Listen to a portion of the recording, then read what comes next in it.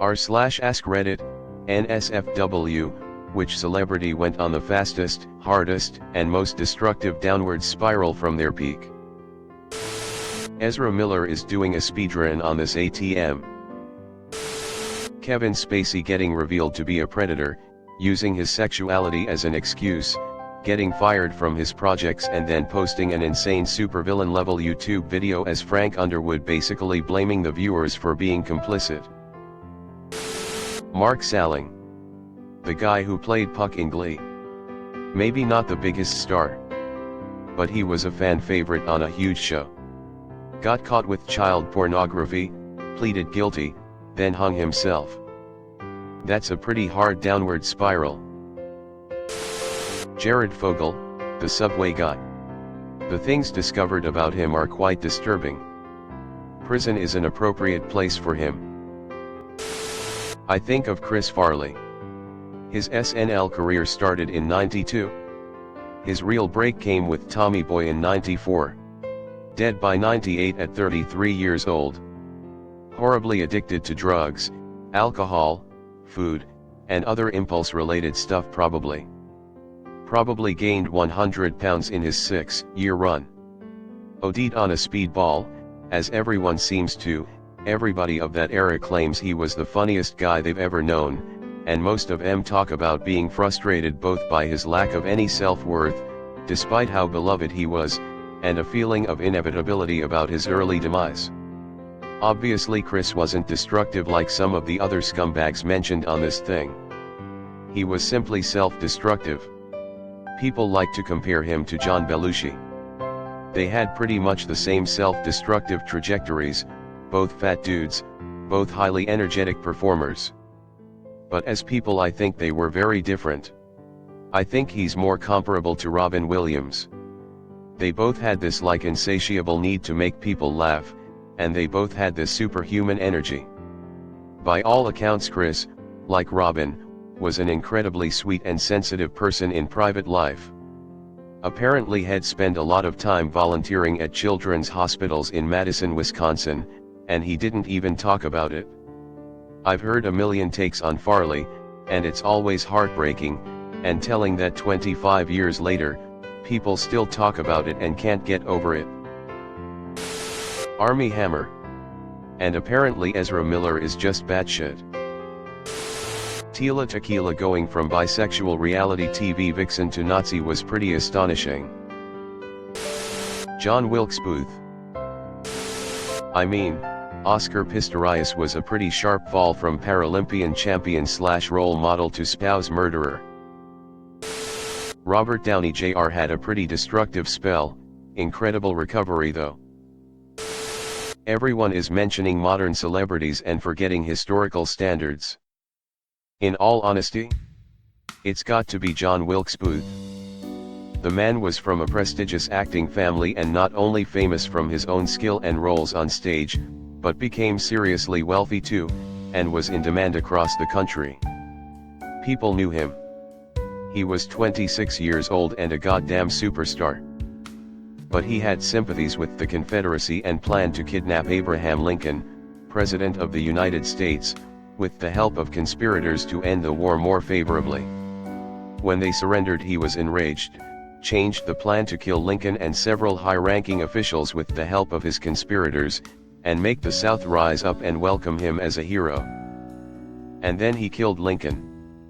This wunderkind acting behemoth, barely past his mid-20s, with a famous family and a huge amount of prestige and wealth to his name, killed the President of the United States in the pursuit of a delusional belief that he could change the outcome of an already decided war. He not only dissolved his own reputation in an instant, as both the Union and the former Confederate States were left utterly horrified by his act, but was killed within 2 weeks of an extensive manhunt and took several hours to die a painful, humiliating death. And on top of that he removed a great reformer who could have positively rebuilt the former Confederate States and help eliminate the institutions left over, having him replaced with a more neutral leader who disagreed with the idea of Reconstruction and ended it prematurely, setting back the redevelopment of the South while also causing it to severely regress to such an extent that it still isn't fully resolved from the Civil War nearly 2 centuries later. That, friends, is the fastest, hardest, and most destructive downward spiral of a celebrity from their peak. Chris Benoit. I may not be a wrestling fan anymore, but damn, what a tragedy. Bill Cosby. He was America's favorite dad, stand-up comic, had several very successful TV shows, spokesman at colleges. Then poof. He's just a dirty, creepy guy who spikes your drink so he can get some. Ian Watkins went from frontman of a world-famous rock band to doing 30 years for child sex offenses. Alison Mack. https://en Wikipedia org/wiki/Alison_Mack Baprov =SFLA1 Aaron Hernandez played tight end for the New England Patriots. Fresh off a new contract. Killed his friend, found guilty, then took his own life during the appeal. T.J. Miller called a bomb threat on a train he was on when he was rejected by someone he was trying to flirt with. Gia Karanji. She started modeling in 1978 at age 18. Reached her peak in 1979 and was considered the supermodel. But by 1980 her career was already in steep decline due to her hardcore drug addiction alongside her erratic personality, making her a difficultly to work with. By 1981 her career was basically over at only age 21. She tried to make multiple comebacks but it never stuck and officially left the modeling industry for good in 1983. She ended up working as a store clerk and even a prostitute for some time, but in 1986 she ended up dying of AIDS at age 26, suspected to be caused by contaminated heroin needles. She was in such poor condition when she died, then when the doctors picked her up the skin fell off her back. No one in the fashion industry attended her funeral or even knew she had died. She fell just as quickly as she rose. In the end, no one she thought cared about her in New York ended up being there for her during her final months, except for the friends she made in rehab.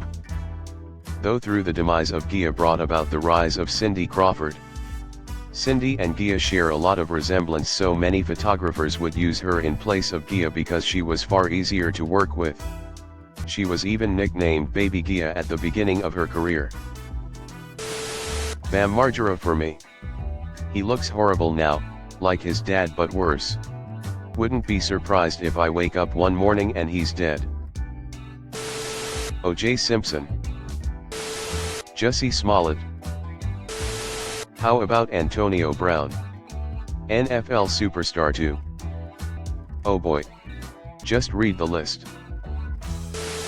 Amanda Bynes.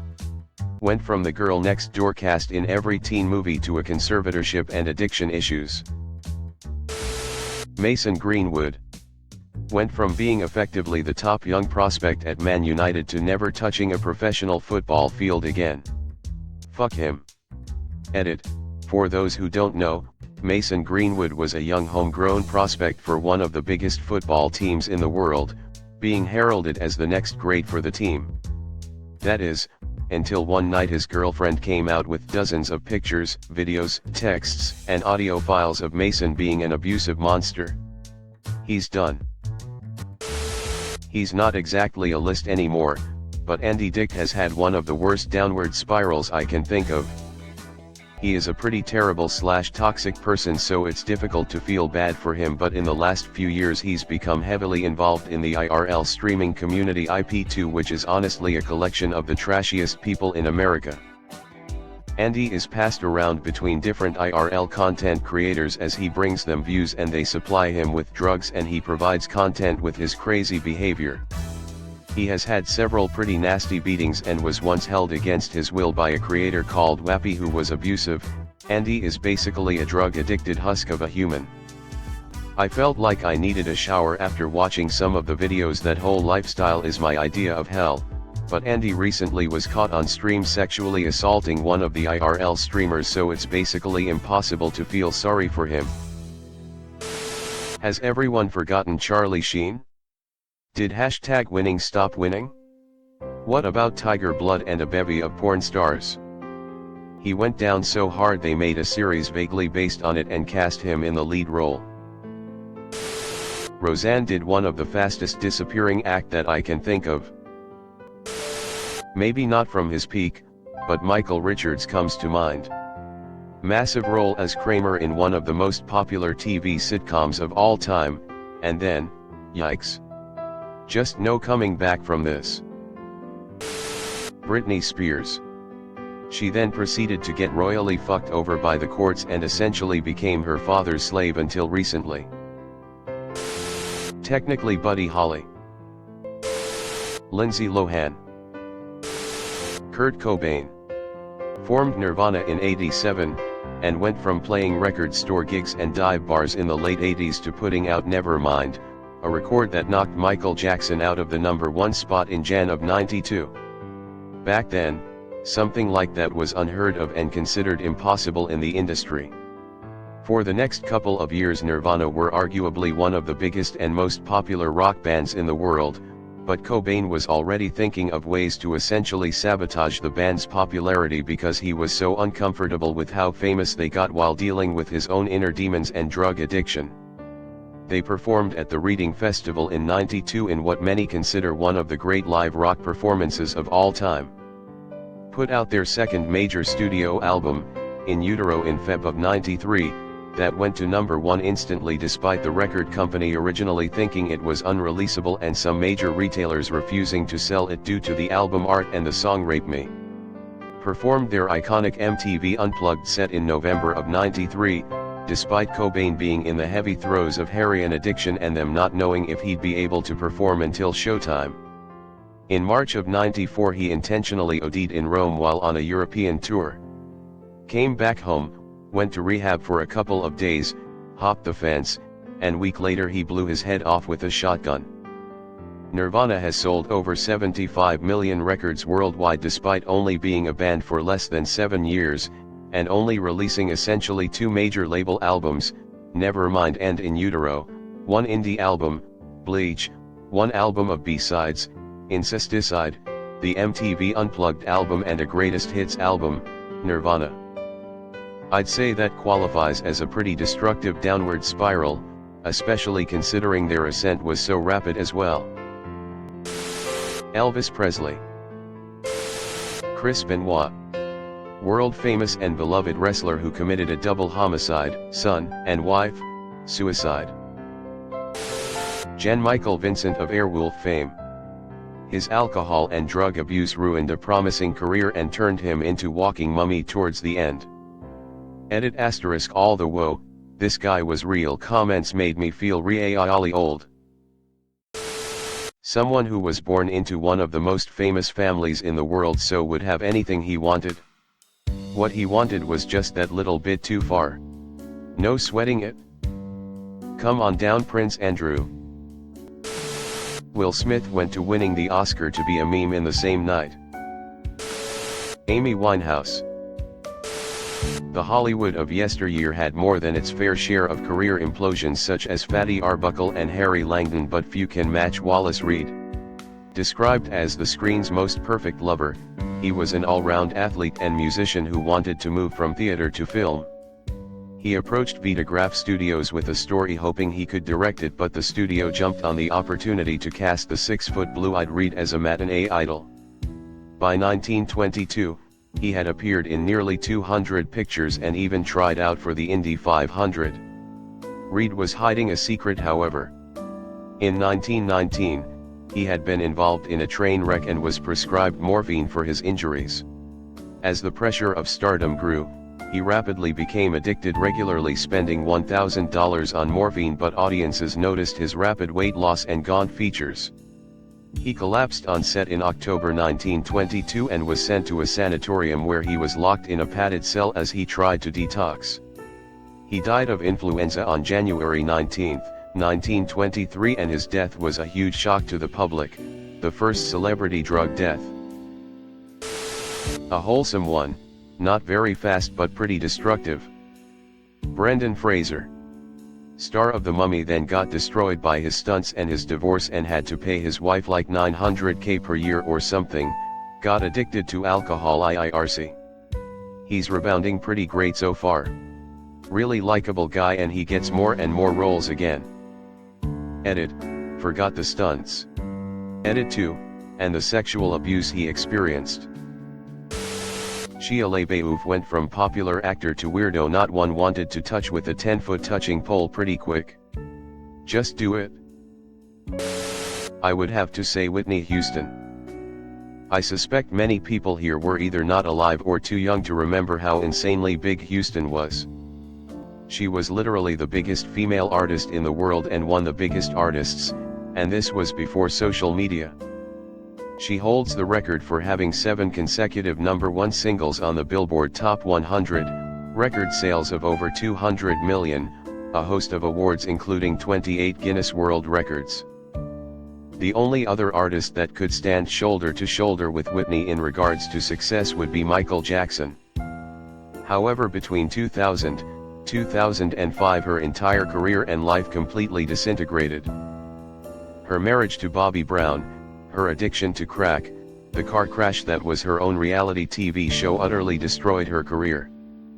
She attempted a comeback in 2009/10 by doing a world tour, but it was painful to watch, to say the least.